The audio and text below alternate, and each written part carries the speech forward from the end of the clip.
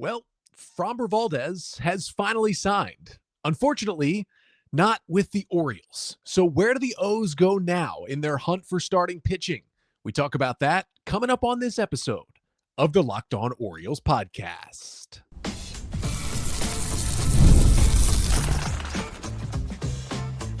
You are Locked On Orioles, your daily Baltimore Orioles podcast. Part of the Locked On Podcast Network, your team every day.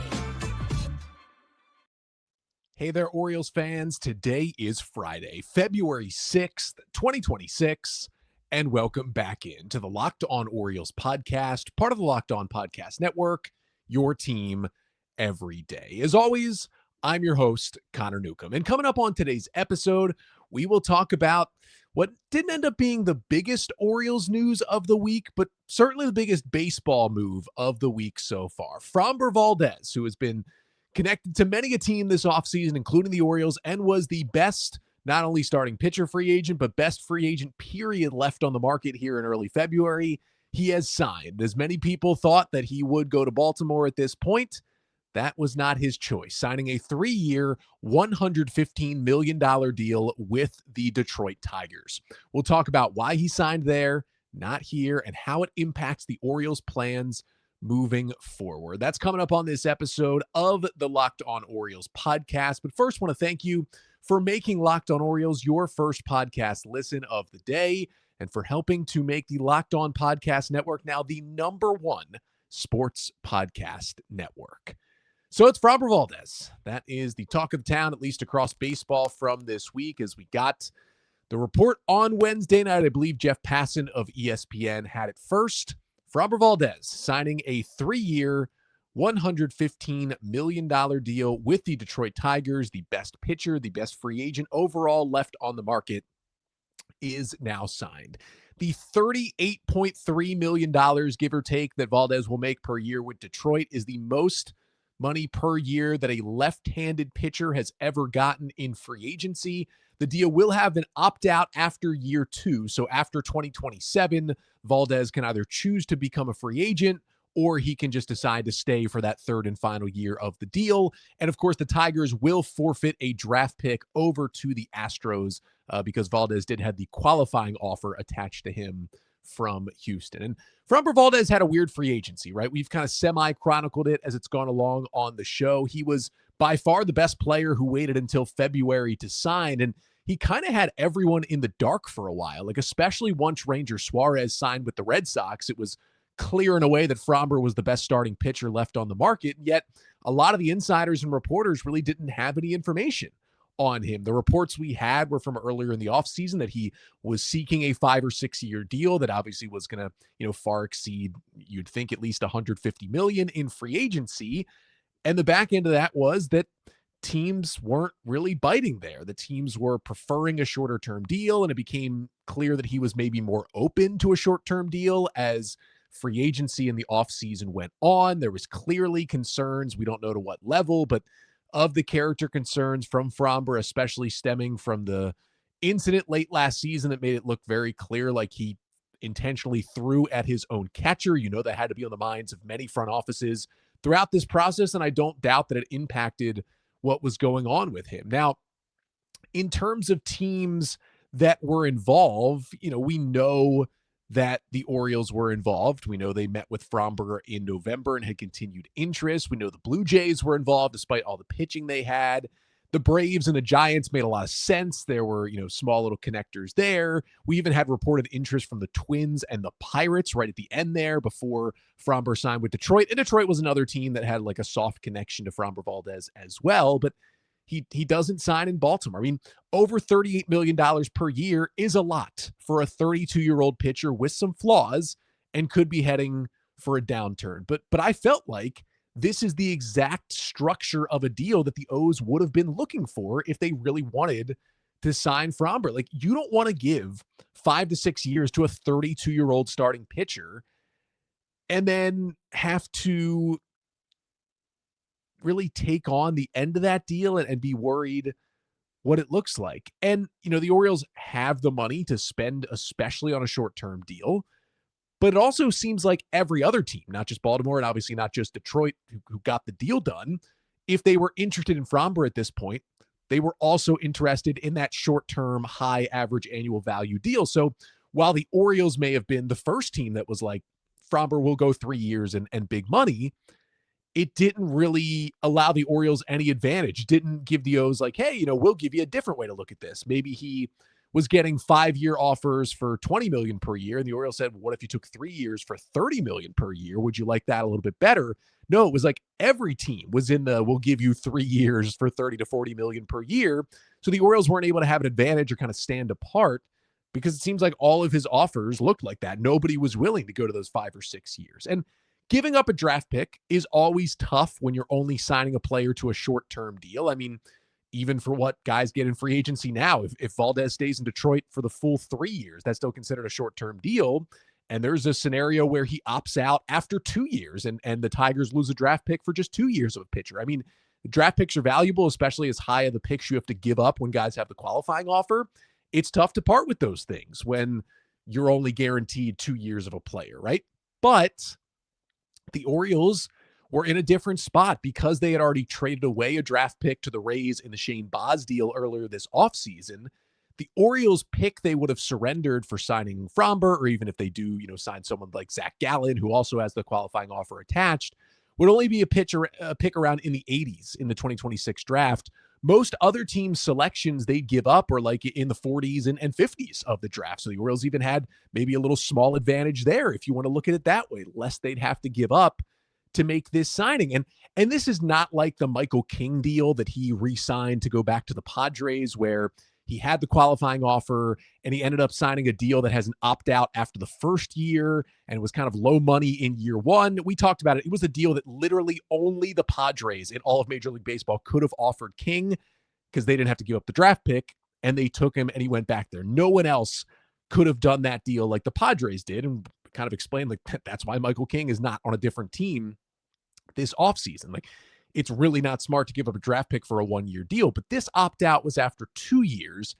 And I think for Framber, despite the questions with the state of the Orioles rotation, though it has gotten better this offseason, still needing a guy at the top, that's worth losing that slightly lower pick. And there's always the chance that Valdez just wanted to be in Detroit, or spread it out a little bit, wanted to be in Detroit more than the other teams, maybe the Orioles, that were giving him serious offers. Like, I can see the Orioles being afraid of a 5 or 6 year deal. I can't see the Orioles being afraid of giving out a 3-year deal, especially when it could turn out to be just 2 years after the opt-out. And Framber may have had 5 deals from 5 different teams all around the same years and money like the one he signed, and he just picked Detroit because he felt it was the best place for him to go. But it's also theoretical that the Orioles could have been outbid. Maybe they weren't. Maybe they had a price of around 3 years, $100 million, and they weren't willing to budge from that. And, that's fine in a vacuum if you have questions about a 32-year-old with character concerns. But you got yourself to the point where Valdez was the last kind of top-line-esque free agent starting pitcher out there. The Orioles needed one of those guys and hadn't signed one yet. So the Orioles backed themselves into a corner a little bit. And if the Orioles had beaten this deal and they'd done 3 years, $120 million with an opt-out after year 2, and we were talking about that deal right now, I'd be totally fine with that because the O's rotation would be a lot better and they'd be gearing up for potentially a World Series run. Yeah, losing the draft pick would hurt. And yeah, maybe it doesn't work out with Framber, but it would have been the splash we wanted the O's to make. And the annoying thing is just we don't know much beyond that the Orioles, they had serious interest in Framber Valdez. We don't know a lot more than that. Maybe was further down their list. Remember, he was number 4 on my list, so maybe he was further down the Orioles list and they didn't go super hard at him once the money got bigger. Like, maybe that money became too much. Maybe he just chose Detroit for a similar deal, right? But what we do know is that Mike Elias has still not been able to sign in free agency a top flight starting pitcher. And that's disappointing. It's getting annoying, and it's something we're going to address a little bit further later on the show. But I first wanted to talk about, okay, the Orioles were at least somewhat in the Framber sweepstakes. They didn't win them. They still want and should get another starting pitcher before this offseason is over. So where do they turn with all of the quote-unquote top-line guys off the market? We'll talk Zach Gallen. We'll talk Chris Bassett. We'll talk some other names coming up next. But first, this episode of the Locked On Orioles podcast is brought to you by Indeed. Hiring isn't just about finding someone willing to take the job. It's about finding the right person with the right background who can actually help your business move forward. And if you want candidates who match what you're looking for, Indeed Sponsored Jobs is the move. Because instead of hoping the right person stumbles across your post, Indeed helps you match with quality candidates by boosting your job listing to the people who fit your specific criteria, like skills, certifications, and location. If I were hiring someone to help me here on this podcast, I wouldn't just want someone who can help.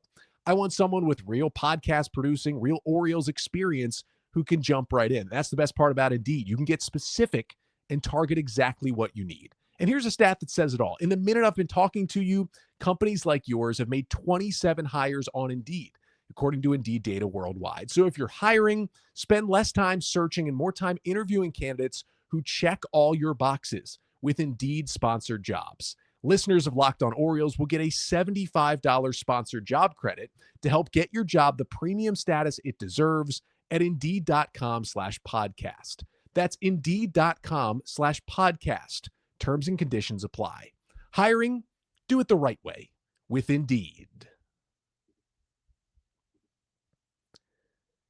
So Framber Valdez is off the board. 3 years, $115 million to the Detroit Tigers. And surprisingly, the Tigers also lost their arbitration case against Tarik Skubal. So instead of paying him $19 million in 2026, his final year before free agency, they'll be paying him $32 million. That is a $13 million difference. That's the cost of one player generally in free agency. I thought they signed Framber because they learned that they had won the Skubal case. They'd saved $13 million and spent it on the Framber deal. But no, they decided they were okay to do both. So now we turn to what do the Orioles do next to add another starting pitcher, right?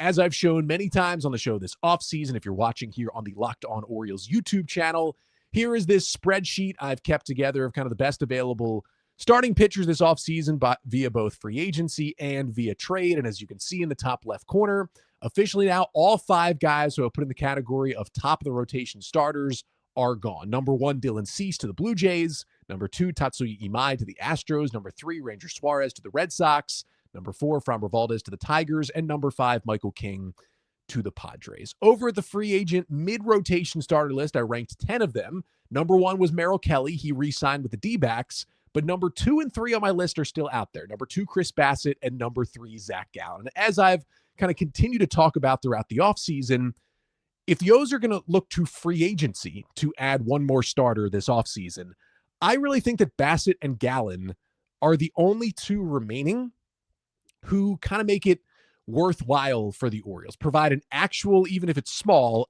upgrade for the current state of the rotation. Because right now you're looking at 1 through 5, Kyle Bradish, Trevor Rogers, Shane Baz, Dean Kramer, Zach Eflin as the Orioles rotation. And I still feel, even after missing on Framber, they are almost certainly going to add another starting pitcher. Now, the question of how good that starting pitcher is wavering a little bit more, but I feel very confident they're going to add one more starter before opening day. It's becoming less clear that that final arm will be some kind of top guy, but they're going to add someone else, especially because, Zach Eflin could easily start the year on the injured list. The Orioles brought him back on a 1-year deal. He said he feels like he's healthy enough to be ready for opening day, but Eflin had some serious back issues, got back surgery late last year. The timeline puts him ready for opening day, but the O's could be cautious and just feel like it gives them more roster flexibility to, keep him out for 3 weeks to begin the year on the injured list to make sure he's okay. And if that does happen, right now that puts Tyler Wells or Cade Povich in your number 5 starter spot to begin the year. And those 2 guys are going to be used this season, and they're going to be helpful to the Orioles, and they are good depth to have for your rotation. But at the very least, if you add one more starter, it gives you at least a better pitcher in that number 5 spot, a better pitcher for depth, someone better if Eflin is on the IL to begin the season, because in the long term, it also gives you another guy to eat up innings, right? You are never going to make it through a full major league season with just 5 starting pitchers. I mean, if you need to feel safe with 10 guys, you'd be okay giving a start to right now in the major leagues. And I think if the O's sign one more pitcher, they can at least argue they have 10 guys that they would feel that way about. The 5 I just mentioned, plus the signing, plus Povich, plus Wells, plus Brandon Young, and then somebody out of the mix of Albert Suarez and then the prospects of Trey Gibson and Nestor Herman and guys like that would give you 10 that you'd feel at least okay about. And I also just feel though there's just too many questions with Cade Povich and Tyler Wells as starters and too many guys still out there on the free agent market for the Orioles to start the season with one of Povich or Wells in their rotation. Again, Eflin could be ready for opening day, but you still want to make sure those innings that need to be covered are better. And yes, at the beginning of the offseason, I did say that the Orioles need to add 2 starting pitchers this winter. And they did that. They traded for Shane Baz. They re-signed Zach Eflin. Technically, that was adding 2 starters. But Eflin comes with a little bit of a caveat because he's coming off the injury. We barely saw him pitch last year. When we did, it was bad. And he could still easily begin the year on the injured list, recovering from the back issue, right? That changes things a little bit. I would like another starter to be in there because Baz and Eflin both have questions. Baz, because he's only pitched 1 full season. Now it was last year, which is nice, but you need one more arm. Now, in terms of free agents, again, a 2 to 3 year deal for Zach Gallen, a 1 or 2 year deal for Chris Bassett. I think that does the job you want. It raises the floor. I think Gallen maybe raises the potential ceiling a little bit more. And Zach Gallen does cost a pick as well. But Andy Kuska of the Baltimore Banner reported that the Orioles are still interested in Zach Gallen. And I mean, he was an ace-type pitcher before he kind of fell off in 2025 in Arizona. And maybe the Orioles think they can get Gallen back to that level. Now, Bassett's a little different. He's going to turn 37 in a couple of weeks here. He's not going to sign more than a 2-year deal. It'll probably be just a 1-year deal for him. He's fairly similar to Zach Eflin and Dean Kramer, but he's thrown at least 170 quality innings in each of the last 4 seasons. I think he does a good job raising the floor of the rotation. I think Gallen more so could raise the ceiling, but those are 2 guys who would help. Now, there are other names out there as I throw the spreadsheet back up there. Cody Ponce was number 4 on my list. He signed with the Blue Jays. My number 5 is Justin Verlander. Again, if the Orioles hadn't signed Zach Eflin, I'd be, I think, fine with Verlander on a 1-year deal, but he is 42 years old. He looked really good down the stretch with the Giants last year. He still absolutely has it, I think, but I don't know if you want to go back to the well of the 40-plus-year-old pitcher, even if it is Hall of Famer Justin Verlander. Had Eflin at number 6. Orioles brought him back. I have Lucas Giolito at number 7. Would he make the Orioles marginally better? Yes, if they signed him, he'd be a nice depth arm to have in this rotation, but he's not the pitcher he was 3-4 years ago with the White Sox when he was competing near Cy Young's. That's just not Lucas Giolito anymore. He ended the season on the injured list with the Red Sox last year, and I think there's still some questions about what that looks like because he was coming off of Tommy John last season as well. You don't love that. I'm kind of out on Giolito. I had Tyler Mahle, number 8. The Giants scooped him up already. And then number 9 and 10, Zach Littell and Nick Martinez, both guys who have kind of flip-flop between relievers and starters, some swingmen type roles over the past couple of years. I think both could be targets for the Orioles because you could put either in the bullpen, maybe when you get Eflin back, and they're both pretty used to pitching in relief, and they've had some success there as well. Littell's 5 years younger and is coming off a much better 2025, so that's why I prefer him. That's why I have him ranked above Martinez. But it's 2 low-level moves I could see the Orioles making just to give themselves some depth in that rotation, to be honest. But, signing any of those guys, it's definitely better than doing nothing else, right? Because you're looking at, you need at least 850 total innings from your starting rotation in a season. The projections at FanGraphs right now are 163 for Trevor Rogers, 160 for Shane Baz, 155 for Dean Kramer, 148 for Bradish, and 146 for Eflin. So that's just shy of 800 innings from your top 5 guys. So you'd need 60 to 70 innings at least from the Wells, Povich, Young, Suarez, Gibson combination. If you bring in Zach Gallen and project him for at least 160 innings, and I mean, this is a guy who threw 192 last year, so I think he could easily get to 160. You can cut 20 innings each off of those top 5 starting pitchers, right? And that's Eflin with injury questions and Bradish coming off TJ and Baz with 1 full season, and Rogers hasn't pitched a full season in a while, so it'd be nice to pull off the gas a little bit with each of those guys, make sure they're ready for September and hopefully October. And then you could feel good about filling all of your innings with those proven 6 guys, if you're including Zach Gallen as well, or even someone like Chris Bassett. And this top 5 is fine right now. This rotation they have right now is fine. It's projected to be the 18th best rotation in baseball by FanGraphs right now. That's really not going to cut it for a World Series team. That's a rotation that with a good offense can certainly get to the postseason. That's not going to win you a World Series, though, which is why I'd like them to upgrade as well. But it's pitching. someone's going to get injured. There's a solid chance someone suffers a serious injury that causes them to miss a large chunk or most of the 2026 season. That's pitching in today's baseball. And I really don't trust anyone beyond that top five to pitch the majority of a season and be good. We've seen, roller coaster years for Cade Povich. Brandon Young hasn't proven it yet. Albert Suarez is getting older. Tyler Wells, his body kind of breaks down on him when he throws too many innings. And then you have unproven guys who haven't debuted, like, Trey Gibson and others in the mix. There's nobody there where I'm like, yeah, if he has to throw 140 innings for the Orioles, I feel good about that. I would like at least one person other than your 5 projected opening day starters that I'd be okay with throwing 130, 140 innings, because someone is probably going to be bound to do so because of just the state of injuries for pitchers. So there's also the possibility of making another trade. If the free agents aren't to your liking, or the Orioles can't meet Zach Gallen's price and they don't like anybody below him, it seems like a trade with the Twins is now even less likely after they parted ways with GM Derek Falvey, and their owner said they're going to compete this year, and they were apparently in on Framber. It just feels less likely that either Joe Ryan or Pablo Lopez would be traded. Sandy Alcantara in Miami probably not getting moved after the Marlins already traded 2 starters in Ryan Weathers and Edward Cabrera already this season. So I'm kind of circling Nick Pivetta of the Padres and Chris Bubich of the Royals right now. Now, both teams are going to be competing for the playoffs in 2026, so you're not really trading with a rebuilding team, so they're not like forced to move these guys, but both guys are rentals. Bubich is a rental. Pivetta has an opt-out after 2026 that he almost certainly will take. The Royals need bats, and Bubich is a rental with injury concerns. Tyler O'Neill, eat the salary plus a solid prospect for Chris Bubich. Could that get it done and work out for both teams? And then for Pivetta, like Kobe Mayo, a young controllable bat. They don't have a lot at first base. They just signed Miguel Andujar.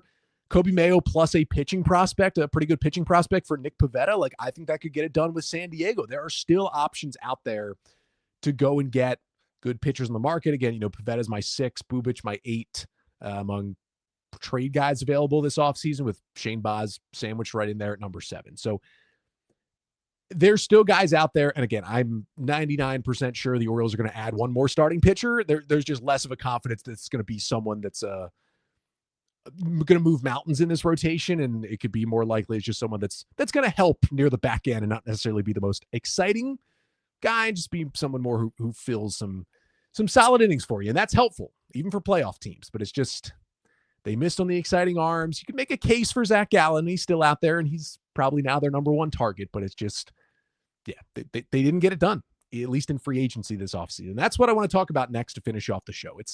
It's now back-to-back off seasons, and really all off seasons, if you just want to look at free agency, where Mike Elias in this front office have not added a starting pitcher that really, really moves the needle in free agency specifically. Where do we kind of fall on that whole instance right now in February of 2026? Get to that to finish off the show.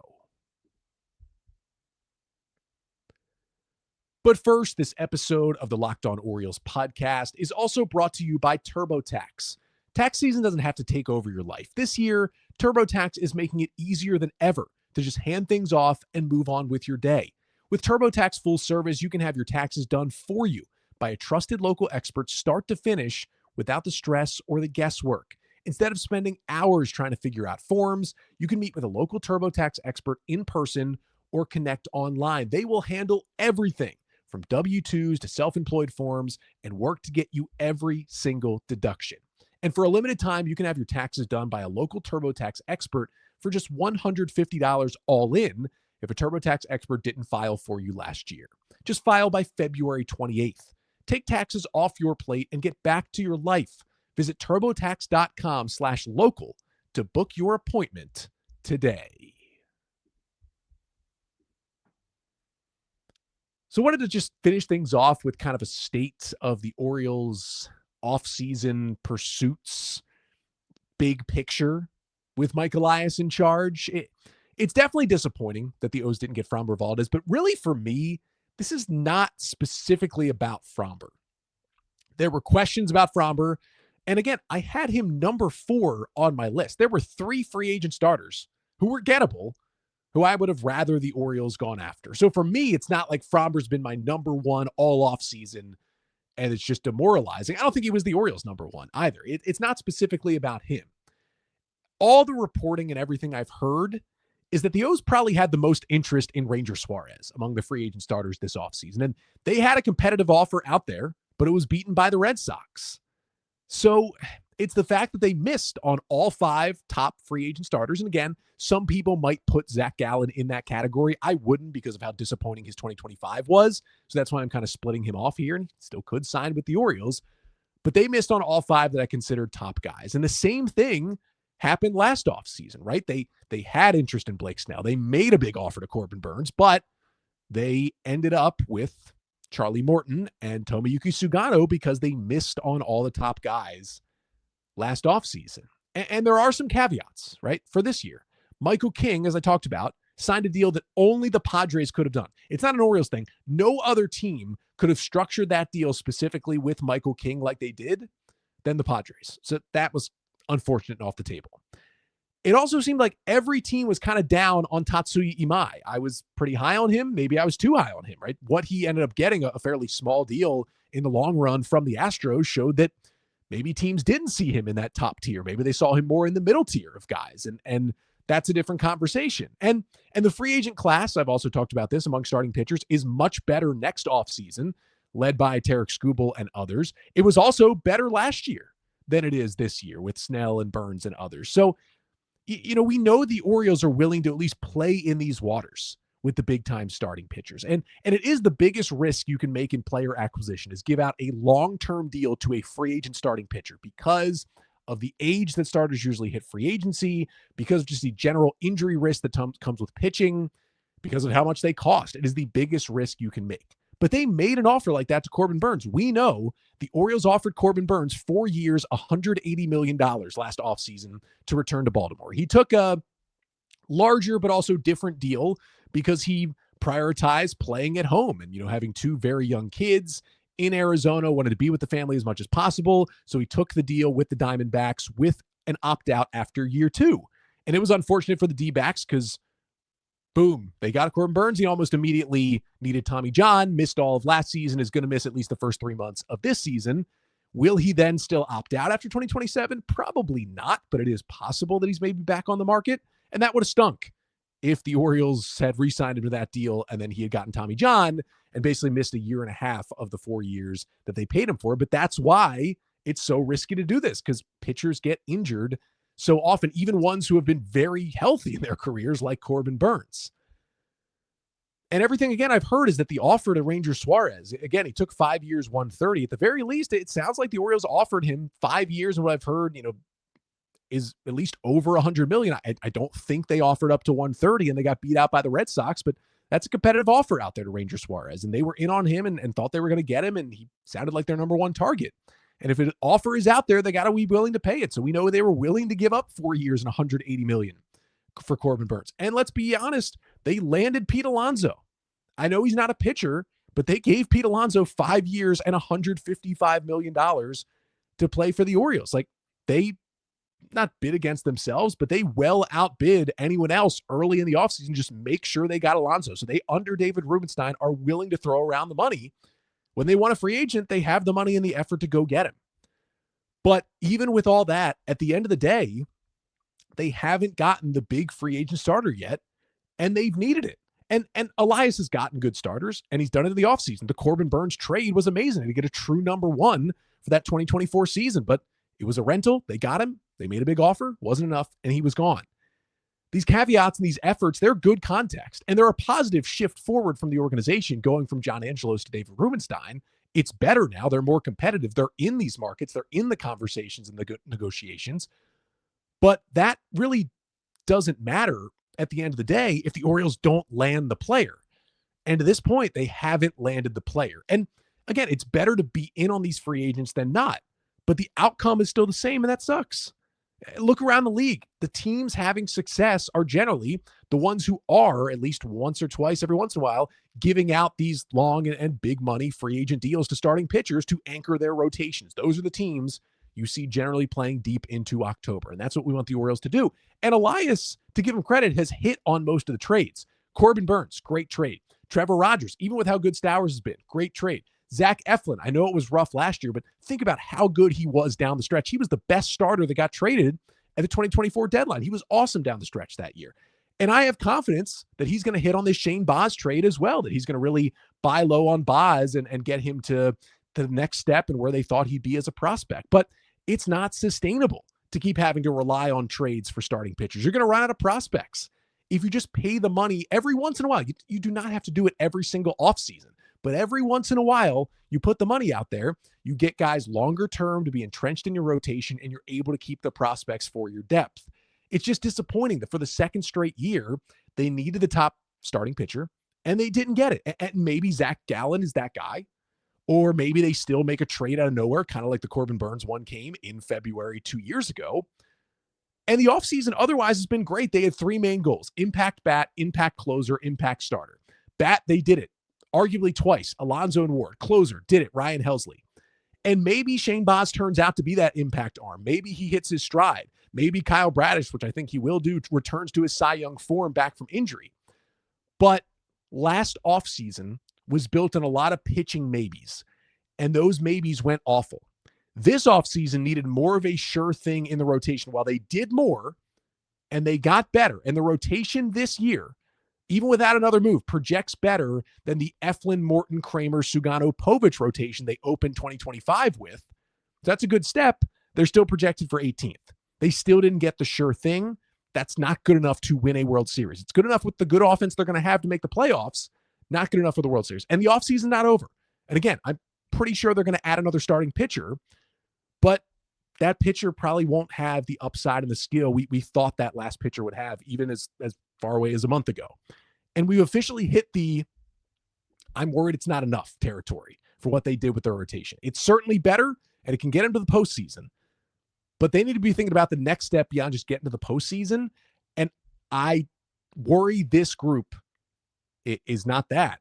And yeah, they can make a trade and change it, but at some point you got to spend the money. And it's disappointing. And I get why they're scared to do it against the biggest risk thing to do, but you got to make that splash at some point. And whether it's their fault, the player's fault, the agent's fault, a mix of all of it, which is probably the right answer. It hasn't happened yet. At the end of the day, that's the only thing that matters. That'll do it for today's episode and this week on the show. Thank you so much for tuning in. We will be back on Monday when WBC players start to report to spring training. That's going to be Gunnar Henderson, Dean Kramer, and Rico Garcia competing in the WBC. So they'll be here on Monday, and we'll have some kind of spring training type preview episodes starting next week. We'll talk about the non-roster invitees to Orioles camp and who to watch out for. We'll talk about all the new minor league coaches in the Orioles system, and we'll get to some of the biggest storylines for Orioles spring training 2026. That's all coming up on the show next week, starting on Monday. Until then, make sure to like, comment, and subscribe to the Locked On Orioles YouTube channel. If you're a listener, follow the show, subscribe to the show, leave a 5-star rating and a review on Apple Podcasts or Spotify. It really, really helps us out. And if you're liking the show a lot, maybe think about joining the Everydayer Club.